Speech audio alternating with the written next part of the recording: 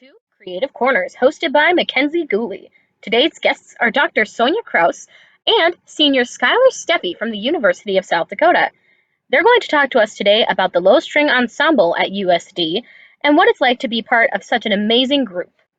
As a leader of this ensemble and as a professor, what is something you would recommend or have advice for as far as people maybe starting out in a low string ensemble or trying to start their own? Um, the most important thing is that you always have a goal in mind when you're a leader of an ensemble, that the goal is realistic and that it keeps changing. For example, for me, the outset of it was I wanted to build a community that makes music. Then that was achieved. Then I really wanted, there's a reason why I don't play in the ensemble. I mean, I demonstrate, but I don't actually perform in the ensemble. And one of the reasons is because I want to educate future leaders. That means you have the opportunity to lead a piece. You also have to follow. And I want that there's this experience of chamber music, which when you're in orchestra, you have a conductor that tells you what to do. You have to follow the conductor. Here we're actually mixing up who is first cello, who's second cello. We're mixing up voices.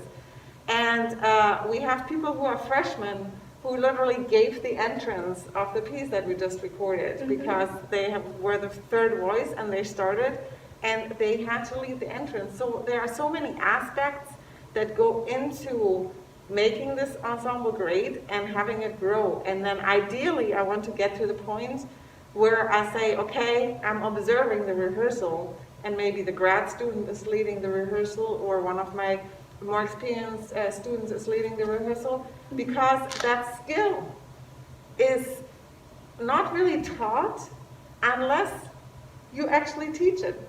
Because so much of what we do is learn technique, learn repertoire. We do make chamber music, but most of the time it's like sonatas, or you play a concerto with piano. But this leading a big group, and we are now 10 people, 10 or 11 people in that ensemble, leading that without verbally speaking, by just having the right gestures, that is something that I now have as a goal for everybody involved. And as you can see, the goal keeps changing. If you start out an ensemble, make the goal small. You want to have a community, you want to play music together. Don't pick the most difficult pieces. Pick something that is doable and that makes people want to join.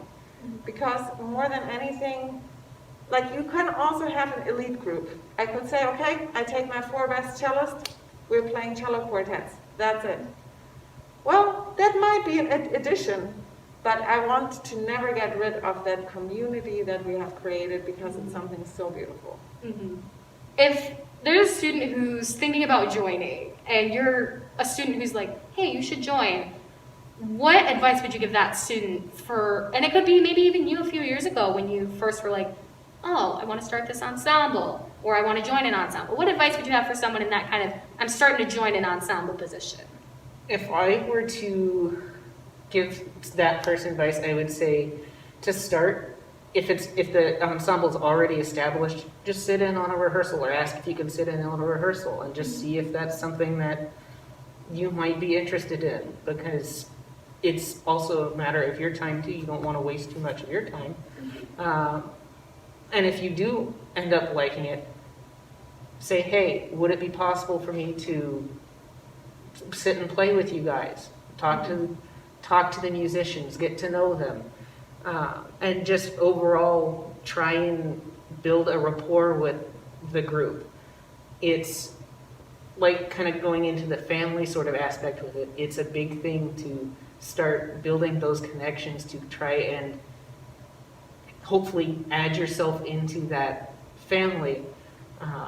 And so in a way you are watering that plant that either is still growing from somebody else's idea or is your idea and you're allowing it to grow.